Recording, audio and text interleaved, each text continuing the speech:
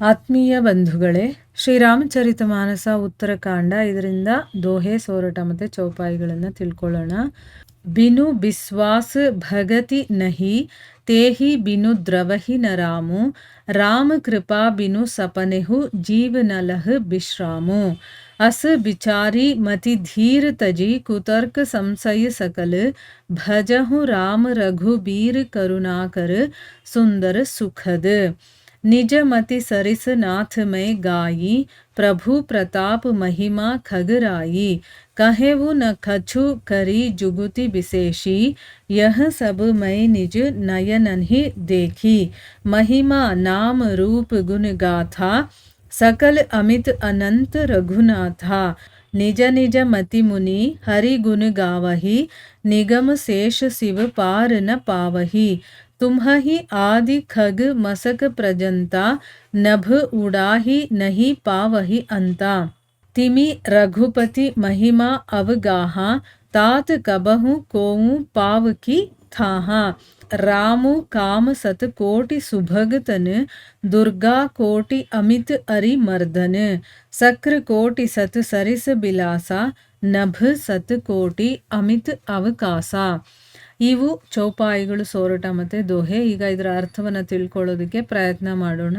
ತುಳಸಿದಾಸರು ಹೇಳ್ತಾ ಇದ್ದಾರೆ, ಏನು ಅಂದರೆ ಹರಿಭಜನೆ ಅನ್ನೋದು ಎಷ್ಟು ಇಂಪಾರ್ಟೆಂಟು, ಅದು ಜನನ ಮರಣ ಅನ್ನುವಂಥ ಭಯದಿಂದಾನೇ ನಮ್ಮನ್ನು ಹೊರಗಡೆ ಹಾಕುತ್ತೆ ಅಂತ ಹೇಳಿ ಅದಕ್ಕೆ ಬೇಕಾದಷ್ಟು ಹೋಲಿಕೆಗಳನ್ನು ಕೂಡ ಕೊಡ್ತಾರೆ. ನೆಲ ಇಲ್ಲದೆ ಗಿಡ ಮರಗಳು ಹುಟ್ಟುತ್ತಾ, ಸಂತೋಷನೇ ಇಲ್ಲದೆ ಕಾಮನೆಗಳು ನಾಶ ಆಗುತ್ತಾ, ಅದೇ ರೀತಿ ಜನನ ಮರಣ ನಮಗೆ ದೂರ ಆಗಬೇಕು, ಅದರ ಭಯ ನಮಗೆ ಹೋಗಬೇಕು ಅಂತಂದರೆ ಹರಿಭಜನೆ ಇಲ್ಲದೆ ಅದು ದೂರ ಆಗೋದಕ್ಕೆ ಸಾಧ್ಯನೇ ಇಲ್ಲ. ಅದಕ್ಕೆ ಹರಿಭಜನೆ ಅನ್ನೋದು ತುಂಬ ಇಂಪಾರ್ಟೆಂಟ್ ಅಂತ ಹೇಳಿದ್ರು. ಅದೇ ರೀತಿ ನೋಡಿ, ವಿಶ್ವಾಸನೇ ಇಲ್ಲದೆ ಭಕ್ತಿ ಅನ್ನೋದು ನಮ್ಮಲ್ಲಿ ಬರೋದೇ ಇಲ್ಲ. ಮೊದಲು ನಾವು ದೇವರು ಅಂತಂದರೆ ಅದನ್ನು ನಂಬಬೇಕು, ಅದರಲ್ಲಿ ನಮಗೆ ವಿಶ್ವಾಸ ಇರಬೇಕು, ಆಗಲೇ ನಮಗೆ ಭಕ್ತಿ ಅನ್ನೋದು ಬರೋದು. ವಿಶ್ವಾಸನೇ ಇಲ್ಲದೆ ಇದ್ದರೆ ಭಕ್ತಿ ಅನ್ನೋದು ಬರೋದಿಲ್ಲ. ಆಮೇಲೆ ಭಕ್ತಿಯಿಂದ ಸೇವಿಸಿದ್ರೆ, ಶ್ರೀರಾಮನಿಗೆ ನಾವು ಭಕ್ತಿಯಿಂದ ಸೇವೆ ಮಾಡಬೇಕು. ಈಗ ಇದಕ್ಕೆ ಎಕ್ಸಾಂಪಲ್ಲು, ನಾವು ಜನರಲ್ ಆಗಿ ಈಗ ಒಬ್ಬ ಒಡೆಯ ಇರ್ತಾನೆ, ಅವನಿಗೆ ನಾವು ಎಷ್ಟು ಚೆನ್ನಾಗಿ ಸೇವೆ ಮಾಡ್ತೀವೋ ಅಷ್ಟು ಬೇಗ ನಮಗೆ ಅವನು ಒಲಿತಾನೆ, ಅವನ ಹೃದಯ ನಮ್ಮ ಬಗ್ಗೆ ಕರಗುತ್ತೆ ಅಲ್ವಾ. ಎಷ್ಟು ಸೇವೆ ಮಾಡ್ತಾನಪ್ಪ, ಇವನಿಗೆ ನಾನು ಏನಾದರೂ ಮಾಡಬೇಕು ಅಂತ ಕೂಡ ಅವನಿಗೆ ಮನಸ್ಸು ಬರುತ್ತೆ, ನಮ್ಮ ಮೇಲೆ ಅವನಿಗೂ ಕೂಡ ಪ್ರೀತಿ ಬರುತ್ತಲ್ಲ. ಅದೇ ರೀತಿ ಭಕ್ತಿಯಿಂದ ನಾವು ಸೇವೆ ಮಾಡಿದಾಗ ಶ್ರೀರಾಮನ ಹೃದಯ ಕರಗುತ್ತೆ, ಆಗ ಅವನ ಕೃಪೆ ನಮ್ಮ ಮೇಲೆ ಬೀಳುತ್ತೆ. ಇಲ್ಲ ಅಂತಂದರೆ ಅದು ಸಾಧ್ಯನೇ ಇಲ್ಲ. ಅದಕ್ಕೆ ಮೊದಲು ವಿಶ್ವಾಸ ಇರಬೇಕು, ನಮ್ಮಲ್ಲಿ ಶ್ರದ್ಧೆ ಇರಬೇಕು, ಆಗ ಭಕ್ತಿ ಅನ್ನೋದು ಬರುತ್ತೆ. ಭಕ್ತಿಯಿಂದ ನಾವು ಸೇವೆ ಮಾಡಿದಾಗ ಶ್ರೀರಾಮನ ಹೃದಯ ಕರಗತ್ತೆ.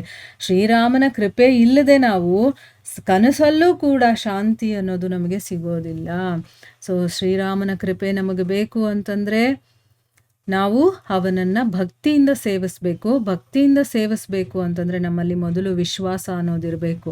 ಇಲ್ಲ ಅಂದರೆ ಜನರಲ್ಲಾಗಲ್ಲ, ನಮಗೆ ಕನಸಲ್ಲೂ ಕೂಡ ಶಾಂತಿ ಅನ್ನೋದು ನಮಗೆ ಸಿಗೋದಿಲ್ಲ.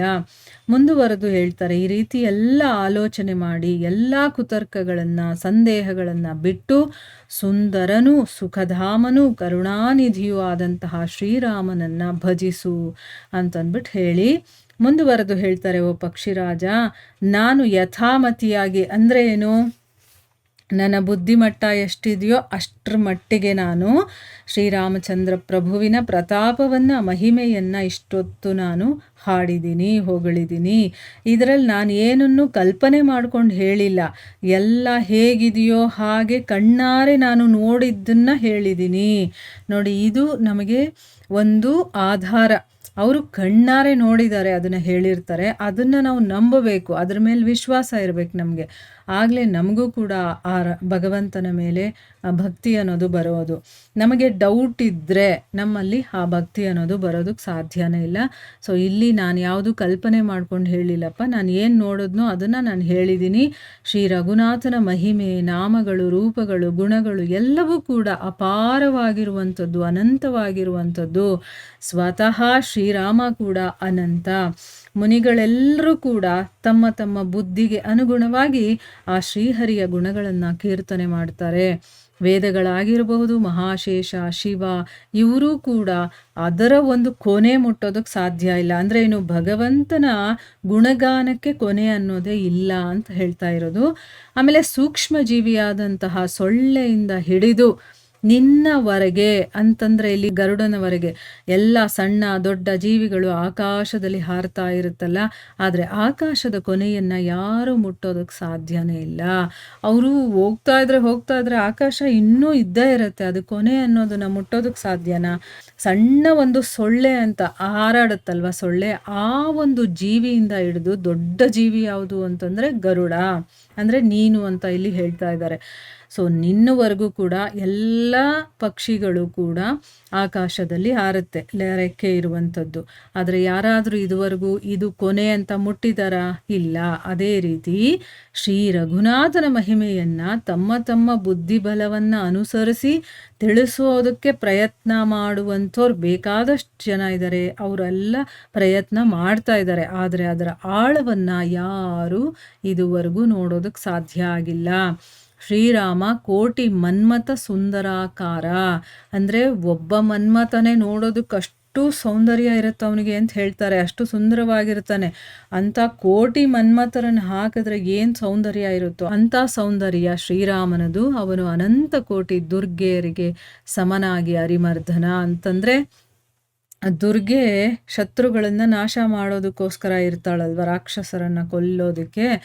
ಆ ರೀತಿಯ ಒಬ್ಬ ದುರ್ಗೆ ಅಲ್ಲ, ಅನಂತ ಕೋಟಿ ದುರ್ಗೆಯರು ಎಷ್ಟು ಇರ್ತಾರೋ ಅದಕ್ಕೆ ಸಮಾನನಾಗಿದ್ದಾನವನು. ಅಂದರೆ ಅಷ್ಟು ರಾಕ್ಷಸರನ್ನು ಮರ್ದನ ಮಾಡುವಂಥವನು. ಆಮೇಲೆ ಕೋಟ್ಯಾಂತರ ಇಂದ್ರರಿಗೆ ಸಮಾನವಾದಂತಹ ಆತನ ಭೋಗ ವಿಲಾಸಗಳು, ಅಂದರೆ ಒಬ್ಬ ಇಂದ್ರನಿಗೆ ಬೇಕಾದಷ್ಟು ಭೋಗ ವಿಲಾಸಗಳಿದೆ. ನಾವು ಸ್ವರ್ಗ ಅಂದಿದ ತಕ್ಷಣ ಅಥವಾ ನಮ್ಗೆ ಇಂದ್ರಲೋಕ ಅಂದಿದ ತಕ್ಷಣ ನಮಗೆಲ್ಲ ಹೆಂಗೆ ನೆನಪಿಗೆ ಬರುತ್ತೆ ನೋಡಿ, ಅವನ ಹತ್ರ ತುಂಬ ಅಪ್ಸರೆಯರು ಇರ್ತಾರೆ, ನೃತ್ಯ ಮಾಡುವಂಥವ್ರು, ಹಾಡು ಹೇಳೋರು, ಗಂಧರ್ವರು ಇರ್ತಾರೆ. ಆಮೇಲೆ ಅವನ ಸಿಂಹಾಸನ, ಭೋಗೈಶ್ವರಿಗಳೆಲ್ಲ ತುಂಬ ಇರುತ್ತೆ ಅವನಿಗೆ.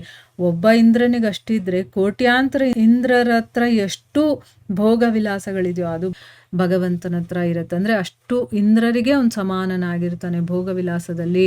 ಅಸಂಖ್ಯಾತವಾದಂಥ ಆಕಾಶಗಳ ಹಾಗೆಯೇ ಅವನಲ್ಲಿ ಅನಂತ ಆಕಾಶ ಇದೆ ಅಂತ ಅಂದ್ಬಿಟ್ಟು ಇಲ್ಲಿ ಹೇಳ್ತಾ ಇದ್ದಾರೆ. ಅಂದರೆ ಭಗವಂತನ ಮಹಿಮೆ ಏನು ಅನ್ನೋದನ್ನು ಇಲ್ಲಿ ವರ್ಣನೆ ಮಾಡಿ ಹೇಳ್ತಾ ಇದ್ದಾರೆ. ಇಲ್ಲಿಗೆ ನಾವು ನಿಲ್ಲಿಸೋಣ. ಹರೇ ಕೃಷ್ಣ.